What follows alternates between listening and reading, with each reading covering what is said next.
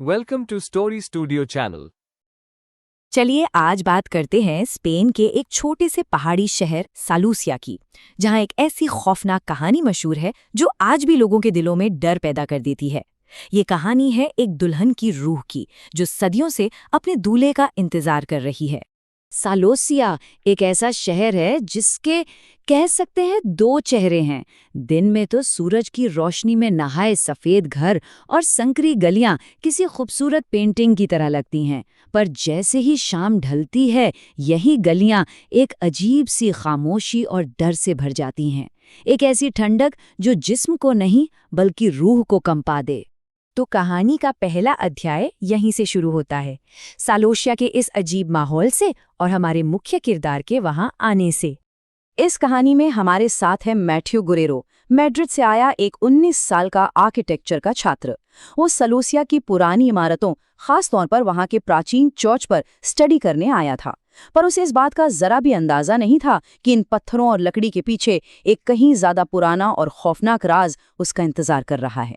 पहली नजर में सालोसिया बहुत ही खूबसूरत लगता है, लेकिन मैथ्यू को जल्द ही एक अजीब बात महसूस हुई। शाम होते ही शहर की गलियां बिल्कुल वीरान हो जाती थीं। लोग अपने घरों में ऐसे बंद हो जाते थे जैसे किसी अनदेखे खतरे से छिप रहे हों। बाहर सिर्फ चर्च की घंटी की आवाज गूंजती थी और एक बहुत ही परेशान करने वाली खामोशी छाई रहती थी। एक शाम चर्च से लगे पुराने कब्रिस्तान को देखते हुए मैथ्यू की नज़र एक बहुत ही अजीब चीज पर पड़ी। एक कब्र के ठीक ऊपर एक टूटा फूटा वेडिंग आर्च खड़ा था। उस पर सूखे हुए फूल ऐसे लटक रहे थे जैसे किसी अधूरी कहानी के गवाह हों, और उसके नीचे की मिट्टी बाकी कब्रिस्तान से ज्यादा काली और नम थी, मानो वो आज भी किसी के आंसुओं से भीग रही हो। आखिर इस शहर की खामोशी के पीछे क्या राज था, और यहीं से मैथ्यू के साथ अजीबोगरीब घटनाओं का सिलसिला शुरू हो जाता है। तो अब चलते हैं कहानी के दूसरे हिस्से की तरफ, जहां मैथ्यू का पहली बार उस रूहानी मौजूदगी से सामना होता है। सब कुछ बहुत धीरे धीरे शुरू हुआ। पहले तो मैथ्यू को अपने गेस्ट हाउस की खिड़की के बाहर से किसी के चलने और कपड़े के घिसटने की हल्की हल्की आवाजें सुनाई दी। उसने सोचा हवा होगी। फिर एक रात उसने गली के कोने में एक सफेद गाउन पहने किसी औरत का साया देखा, जो पलक झपकते ही गायब हो गया। अगली रात उसने पत्थर की सड़क पर गीली मिट्टी के कदमों के निशान देखे, जो सीधे कब्रिस्तान की तरफ जा रहे थे। इस बार उसके अंदर का डर और कौतूहलपन आपस में टकराए और वो उन निशानों का पीछा करते हुए कब्रिस्तान पहुंच गया। और वहां उस टूटे हुए वेडिंग आर्च के नीचे उसने उसे देखा। जब उस रूह ने अपना चेहरा ऊपर उठाया तो मैथ्यू की तो जैसे सांस ही रुक गई। उसका चेहरा बिल्कुल सफेद था, उसकी आंखें खौफ से भरी थीं और गालों पर सूखे हुए खून की लकीरें थीं, ठीक वैसे जैसे कोई खून के आंसू रोया हो। अब इससे पहले कि हम जानें कि मैथ्यू के साथ आगे क्या हुआ, ये समझना जरूरी है कि आखिर ये रूह थी कौन। चलिए इजाबेला की इस दुख भरी कहानी पर एक नजर डालते हैं।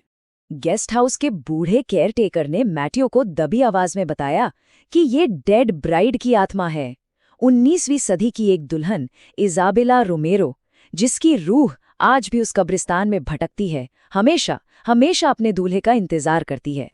कहानी है साल 1889 की। इजाबेला की शादी हावियर मोरालिस से होने वाली थी। शादी का मंडप कब्रिस्तान के पास ही बनाया गया था। इजाबेला दुल्हन के लिबास में मंडप तक तो पहुंची, लेकिन उसका दूल्हा वो कभी नहीं आया। बाद में पता चला कि हावियर शादी से कुछ घंटे पहले ही किसी और लड़की के साथ शहर छोड़कर भाग गया था। बेचारी इजाबेला पूरी रात उस मंडप के नीचे उसका इंतजार करती रही और सुबह होने से ठीक पहले वो वहीं गिर पड़ी। कहते हैं उसका दिल उस धोखे का बोझ सह नहीं सका, उसे उसी कब्रिस्तान में दफना दिया गया, और तभी से उसकी रूह अपनी अधूरी शादी को पूरा करने के लिए वहां भटक रही है। और यही बात इस कहानी के दुख को और भी गहरा कर देती है। सोचिए, एक तरफ इजाबेला थी जो वफादारी से इंतजार करती रही और एक भटकती हुई रूह बन गई, और दूसरी तरफ हावियर था जिसने उसे धोखा दिया और फिर कभी सालोसिया में नहीं देखा गया। तो चलिए अब वापस मैथ्यू की कहानी पर लौटते हैं। इजाबेला की कहानी जानने के बाद मैथ्यू के लिए चीजें और भी ज्यादा भयानक होने वाली थी, क्योंकि अब वो रूह सिर्फ कब्रिस्तान तक ही सीमित नहीं थी।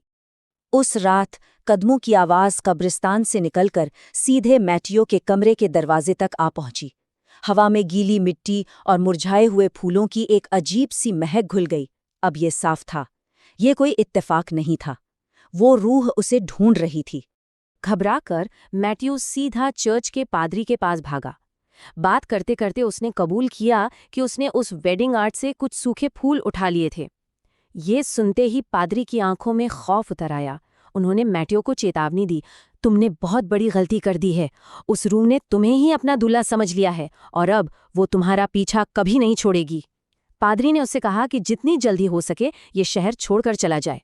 मैटियो अपना सामान पैक करने के लिए जैसे ही अपने कमरे में लौटा, उसने देखा कि दरवाजे के नीचे से एक परछाई नजर आ रही थी।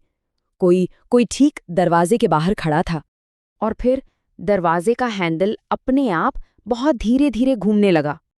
एक खौफनाक चरमराहट के साथ दरवाजा खुला, लेकिन बाहर कोई नहीं था।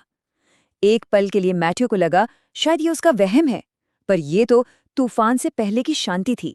तभी उसकी नज़र कमरे की खिड़की पर पड़ी और ठीक बाहर शीशे के उस पार वही भयानक दुल्हन खड़ी थी। अपनी डरावनी आंखों से सीधे मैट्यू को घूर रही थी, जैसे उसे अपने साथ ले जाने आई हो। इससे पहले कि मैट्यू चीख भी पाता, वो हवा में गायब हो गई। और अब मैट्यू की कहानी का वो आखिरी और सबसे खौफनाक अध्याय।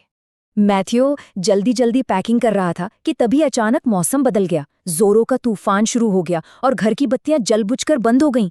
तभी बिजली कड़कने की एक चमक में डेड ब्राइड मैट्यू के ठीक सामने कमरे के अंदर खड़ी थी। बाहर खड़े केयरटेकर ने मैट्यू की एक दिल दहला देने वाली चीख सुनी और फिर सब कुछ खामोश हो गया।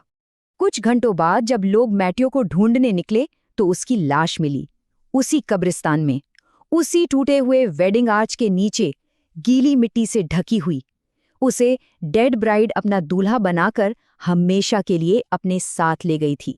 तो क्या उस दुल्हन को आखिर अपना दूल्हा मिल गया, या वो आज भी उस टूटे हुए आर्च के नीचे किसी अगले बदनसीब का इंतजार कर रही है? ये एक ऐसा सवाल है जो आज भी सेलोसिया की डरावनी हवाओं में गूंजता है।